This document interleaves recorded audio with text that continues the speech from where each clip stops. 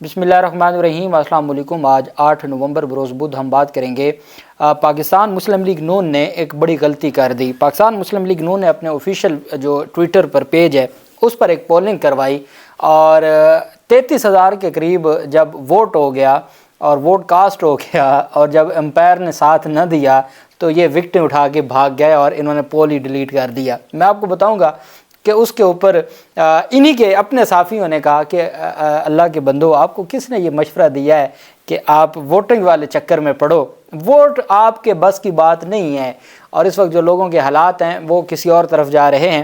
دلچسپ اور اہم تفصیلات ہیں وہ میں آپ کے ساتھ شیئر کروں گا۔ اور مسلم لیگ نون کی سینیٹر نے پہلی بار، اب چونکہ انتخابات کی آمد ہے تو انہوں نے پاکستان تحریک انصاف کی خواتین کے حوالے سے سینٹ میں آواز اٹھائی ہے، اس کی تفصیل بھی میں آپ کے ساتھ شیئر کروں گا۔ سب سے پہلے تو میں آپ کو بتاتا چلوں کہ اورنگی ٹاؤن پروجیکٹ میں ایک بڑے سکینڈل کی اطلاعات سامنے آئی ہیں، اور یہ چونکہ جب بھی بات ہوگی پاکستان پیپلز پارٹی کی تو وہاں بڑے گھپلے ہمیں نظر آئیں گے، اور یہ ان کا کام ہی یہی ہے، اسی طریقے سے یہ معاملات چلاتے ہیں اور اب تک چلاتے آئے ہیں۔ اب جب گیم ان کے ہاتھ سے نکل گئی، نوجوان نسل باشعور ہو گئی، اب ان کو عمران خان اچھا نہیں لگتا۔ بلدیہ عظمیٰ کراچی نے اورنگی ٹاؤن پروجیکٹ میں جعلی لیزوں اور سرکاری اراضی میں بڑے پیمانے پر بے ضابطگیوں کا انکشاف کیا ہے۔ ہزاروں ایکڑ اراضی کو غیر قانونی طور پر لیز کر دیا گیا یا قبضہ کرا دیا گیا۔ کے ایم سی کی انکوائری رپورٹ کے مطابق اورنگی ٹاؤن میں اسکول اور ٹیکنیکل انسٹیٹیوٹ کی سرکاری اراضی پر بے ضابطگیاں کی گئی ہیں۔ انکوائری رپورٹ میں انکشاف کیا گیا کہ سابق پروجیکٹ ڈائریکٹر اورنگی نے ٹاؤن شپ میں 70,000 گز سرکاری اراضی لیز کر ڈالی۔ اورنگی ٹاؤن سیکٹر 16 گلشن بار میں نارویجن اسکول اور نارویجن ٹیکنیکل انسٹیٹیوٹ کے لیے مختص اراضی پر قبضہ کیا گیا۔ اورنگی ٹاؤن سیکٹر 16 شیٹ 2 کے پلاٹ نمبر 309 کی اراضی 9,969 گز پر محیط ہے، جس کی 5,000 گز اراضی پر قبضہ کیا گیا۔ علاوہ ازیں پلاٹ نمبر 1 کی 61,000 گز پر محیط ہے جہاں قبضہ کیا گیا ہے۔ رپورٹ کے مطابق قبضہ کی گئی سرکاری اراضی پر جعل سازی کے ذریعے 13 رہائشی اور 2 کمرشل پلاٹوں کو لیز پر دیا گیا۔ یہ سارا سندھ سرکار اور زرداری سرکار کے کارنامے ہیں۔ ایڈیشنل ڈائریکٹر اورنگی ٹاؤن شپ عاطف جاوید خان نے جعلی لیز فراہم کی۔ سابق پروجیکٹ ڈائریکٹر اورنگی ٹاؤن شپ رضوان خان نے ایڈیشنل ڈائریکٹر کو لیز کی اتھارٹی دی۔ انکوائری رپورٹ کے مطابق ایڈیشنل ڈائریکٹر اورنگی ٹاؤن شپ عاطف جاوید خان کا سروس ریکارڈ ہی موجود نہیں تھا، سرے سے سروس ریکارڈ ہی نہیں ہے ان کا۔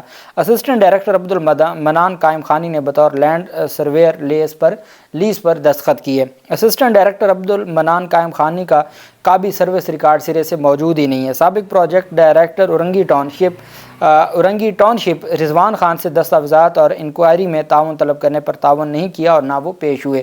سرکاری اراضی پر رہائشی پلاٹوں کی لیز سابق پروجیکٹ ڈائریکٹر رضوان خان کی اجازت سے فراہم کی گئی۔ انکوائری کمیٹی نے اپنی رپورٹ اور سفارشات بلدیہ عظمیٰ کراچی کے لیگل ڈپارٹمنٹ کو عدالتی کارروائی کے لیے ارسال کر دی ہیں۔ اب آپ اندازہ لگائیں کہ سرکار کی جائیداد ہے، اس کو آگے لیز پر دیا گیا ہے، رہائشی پلاٹ بنائے گئے ہیں، ان افسران نے لیز پر دیا ہے جن کا کوئی سروس کا ریکارڈ ہی نہیں ہے۔ یہ سارا وہ ہے جو سندھ سرکار یہ سارا کچھ کرتی آئی ہے، سائیں سرکار، اور یہ اس کے بلنڈر ہیں اور گھپلے ہیں جو انہوں نے ریاست پاکستان اور عوام کے ٹیکس کے پیسوں پر، اور اسی وجہ سے تو ان کو عمران خان اچھا نہیں لگتا۔ آپ دیکھیں کہاں آصف زرداری، کہاں نواز شریف، دونوں کا جو اپنے تئیں واردات ڈالنے کا طریقہ کار الگ ہے۔ کہاں فضل الرحمان جو مدرسوں کے نام پر پیسے اکٹھے کرنا، لیکن عمران خان کے خلاف یہ ایک پیج پر اس وجہ سے ہیں کہ ان سب کی دہاڑیاں بند ہوتی ہیں، انہوں نے جو جگاڑ لگائے ہوئے تھے وہ بند ہوتے ہیں، اور یہی وجہ ہے کہ اب ان کو تکلیف۔ میں بھی ایک سینئر صحافی ہیں دنیا نیوز کے، ان کا میں ایک ٹویٹ پڑھ رہا تھا، وہ کہتے ہیں کہ ایک بات ماننی پڑے گی کہ 1 دہائی سے زائد پاکستان تحریک انصاف نے نوجوانوں کو موبلائز کیا سوشل میڈیا پر، جس کی وجہ سے آج روایتی سیاست ختم ہوتی جا رہی ہے، اور جو روایتی جماعتیں ہیں وہ بھی اپنی موت آپ مرتی جا رہی ہیں، اور یہ حقیقت ہے، اور لوگوں میں، نوجوانوں میں شعور آ چکا ہے۔ دوسری جانب ملک میں ایک جماعتی نظام رائج کرنے کی درخواست تھی وفاقی شرعی عدالت میں کہ ایک جماعتی نظام ہونا چاہیے، یہی ہماری شریعت کا تقاضا ہے، یہ درخواست تھی۔ وفاقی شرعی عدالت کا یہ بڑا فیصلہ سامنے آیا ہے، ملک میں ایک جماعتی نظام رائج کرنے کی درخواست کو مسترد کر دیا ہے۔ وفاقی شرعی عدالت نے 7 صفحات پر مشتمل تحریری فیصلہ جاری کیا ہے۔ تحریری فیصلہ شرعی عدالت کے جج ڈاکٹر سید محمد انور نے تحریر کیا۔ عدالت نے فیصلے میں کہا کہ پاکستان کے ہر شہری کو سیاسی جماعت بنانا یا کسی سیاسی جماعت کا رکن بننے کا بنیادی حق حاصل ہے۔ آپ جانتے ہیں کہ ہمارے جو آئین پاکستان کے آرٹیکل 15، 16، 17 جس میں پروٹیسٹ کی اجازت ہے، جس میں کسی بھی سیاسی جماعت بنانے کی یا کسی سیاسی جماعت کا حصہ بننے کی، یہ بنیادی انسانی حقوق ہے ہر پاکستانی شہری کا۔ تو اس کا حوالہ دیتے ہوئے وفاقی شرعی عدالت کے چیف جسٹس نے لکھا کہ پاکستان کے ہر شہری کو سیاسی جماعت بنانا یا کسی سیاسی جماعت کا کارکن بننے کا حق حاصل ہے۔ ملک میں سیاسی جماعت کی تشکیل آئین میں دیے گئے بنیادی حقوق میں سے ہے۔ ملکی سیاست میں سیاسی جماعتوں کا مختلف نقطہ نظر اسلامی تعلیمات کے خلاف نہیں ہے، بلکہ تصور اسلام کے عین مطابق ہے۔ اسلام شہریوں کو ایک جماعت کی حکمرانی پر اعتراض اور سوالات اٹھانے کی اجازت دیتا ہے۔ حکومت کو شہریوں کے سوالات کی وضاحت دینی چاہیے۔ تفصیلی فیصلہ میں قرآن پاک کی سورہ شورا کی آیت نمبر 38 کا حوالہ دیتے ہوئے کہا گیا کہ مجلس شورا پارلیمنٹ کی مدت 1985 کے صدارتی آرڈیننس نمبر 14 کے ذریعے آئین میں شامل کی گئی۔ لفظ پارلیمنٹ کو مجلس شورا کی اصطلاح سے بدل دیا گیا۔ اس ترمیم کو اجاگر کرنے کا مقصد سیاسی جماعتوں کے درمیان مشاورت کی اہمیت پر زور دینا تھا۔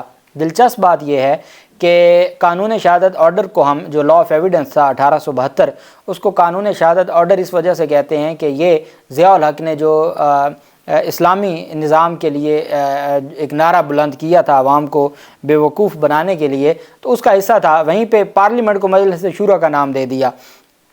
آج تک اس کو ہم مانتے آ رہے ہیں، اس آئین کو بھی ہم مانتے ہیں، لیکن جو ان کا دور اقتدار ہے اس کو ہم نہیں مانتے، ان کو ہم صدر ہی نہیں مانتے، ہماری سپریم کورٹ نہیں مانتی، قاضی فاضل صاحب نہیں مانتے، لیکن جو وہ قانون دے کے گئے، جو وہ آئین میں ترمیم کر کے دے کے گئے، وہ آج ہمارے اوپر ہر صورت ہم اس سے آگے پیچھے ہو نہیں سکتے۔ انہوں نے کہا کہ اس ترمیم کو اجاگر کرنے کا مقصد اب اس کے بارے میں جو ہماری وفاقی شرعی عدالت کے چیف جسٹس ہیں وہ یہ لکھ رہے ہیں کہ ضیاء الحق کے دور میں یہ جو ترمیم کی گئی تھی، اس کا مقصد یہ تھا کہ ہمارا جو سیاسی اور اسلامی شعور اجاگر کیا جائے۔ اس ترمیم کو اجاگر کرنے کا مقصد سیاسی جماعتوں کے درمیان مشاورت کی اہمیت پر زور دینا تھا۔ پارلیمنٹ مختلف سیاسی جماعتوں کے درمیان مشاورت اور بحث و مباحثہ کی جگہ ہے۔ پارلیمنٹ میں ایسی مشاورت سیاسی جماعتوں پر لازم ہے جو عوام و ناس کی بھلائی اور اسلامی تعلیمات کے عین مطابق ہو۔ آئین کے آرٹیکل 51، آرٹیکل 63A، آرٹیکل 175 اور 224 بھی سیاسی جماعتوں کے کردار کے حوالے سے آگاہی دیتے ہیں۔ وفاقی شرعی عدالت میں ایڈوکیٹ عبدالقدوس کی جانب سے ملک میں ایک جماعتی نظام رائج کرنے کے حوالے سے درخواست دائر کی گئی تھی، اس کو عدالت نے خارج کر دیا، مسترد کر دیا، اور عدالت نے کہا کہ جو ایک جماعتی نظام، یہ بیسیکلی جو نواز شریف کا کنسیپٹ ہے جس کے بارے میں وہ پہلے بھی بہت دفعہ ان کے حوالے سے یہ بات کی گئی کہ وہ امیر المومنین بننا چاہتے ہیں، اور اس طرح کا کہ بس وہ بادشاہ ہوں، چونکہ وہ سعودی بادشاہوں سے ان کا ایک بڑا اچھا تعلق بھی ہے، تو وہ اس وجہ سے چاہتے ہیں جی کہ ہر صورت وہ جو بادشاہی نظام ہے وہ ہونا چاہیے۔ دوسری جانب پاکستان مسلم لیگ نون کی سینیٹر سعدیہ عباسی، ان کی جانب سے ایک اہم سینیٹر سعدیہ عباسی نے پی ٹی آئی سینیٹرز کے پروٹیکشن آرڈر جاری کرنے کا مطالبہ کیا اور کہا کہ پرویز الہی نے ایسا کیا کیا کہ انہیں 20 بار گرفتار کیا گیا اور ان کا نام گینز بک میں آنا چاہیے۔ صادق سنجرانی کی زیر صدارت اجلاس ہوا۔ اجلاس میں نون لیگ کی سینیٹر سعدیہ عباسی نے اظہار خیال کرتے ہوئے کہا کہ اپنے اخراجات کو کم کر کے پیسہ عوام پر خرچ کیا جائے۔ ساتھ انہوں نے پاکستان تحریک انصاف کے حوالے سے کہا کہ پروڈکشن آف پارلیمنٹیرینز متعلق ایک بل پاس ہوا تھا۔ شبلی فراز، فیصل جاوید اور دیگر سینیٹرز جو زیر حراست ہیں انہیں ایوان میں آنا چاہیے۔ میرا ضمیر کہتا ہے کہ میں ان کے لیے آواز اٹھاؤں، ان لوگوں کے لیے پروڈکشن آرڈر جاری کیے جائیں۔ سعدیہ عباسی کا کہنا تھا کہ ان شخصیات کو ضمانت ملنا اور ایوان میں آ کر بات کرنا ان کا آئینی حق ہے، وہ عوام کے منتخب نمائندے ہیں، ہمیں ان کی قدر کرنی چاہیے۔ اس ایوان سے گزارش ہے کہ ان افراد کے پروڈکشن آرڈر جاری کیے جائیں۔ سعدیہ عباسی نے کہا کہ پرویز الہی کا نام جو گینیز بک آف ریکارڈ میں لکھا جائے، کیونکہ انہوں نے 20 بار گرفتار کیا گیا، ہر بار نئے کیس میں گرفتار کیے جاتے ہیں۔ بتایا جائے انہوں نے کون سا ایسا جرم کیا ہے جس کے تحت ان کے ساتھ یہ سلوک کیا جا رہا ہے، ان کی صحت اجازت نہیں دیتی کہ ان کو بار بار جیل میں ڈالا جائے۔ ساتھ انہوں نے کہا کہ ان کے والد نے پاکستان کے لیے جان دی، ضمانت ملنا انسانی حقوق کا معاملہ ہے، انہیں ضمانت ملنی چاہیے۔ میں اس ہاؤس میں خواتین کی ریزرو سیٹ پر آئی ہوں، میں ان کے لیے آواز اٹھاؤں گی۔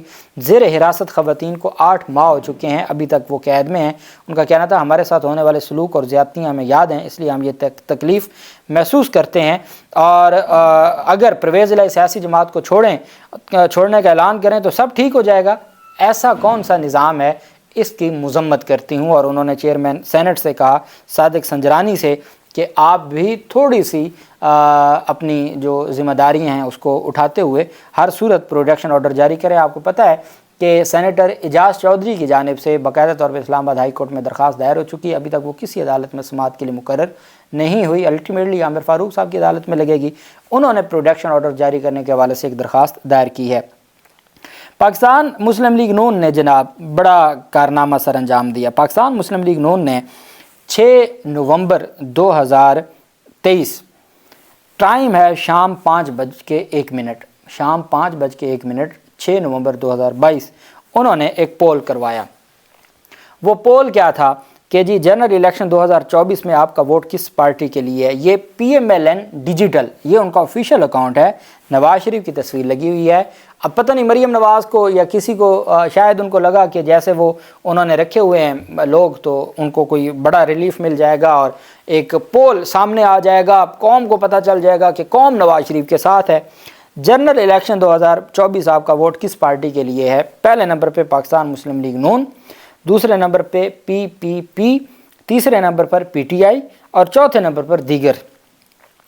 ٹوٹل جناب اس میں ووٹ 5 گھنٹے اور 39 منٹ ابھی رہتے تھے پول ختم ہونے میں۔ 24 گھنٹوں کے لیے پول ہوتا ہے ٹویٹر پر، 5 گھنٹے اور 39 منٹ رہتے تھے، اور اس پر 3500 ری ٹویٹ آ چکے تھے، 609 اس کو آگے کوٹ کیا گیا تھا، اور اسی طریقے سے 2300 اس پر لائکس تھے اور 104 بک مارکس تھے، اور ویوز اس کے تھے 178۔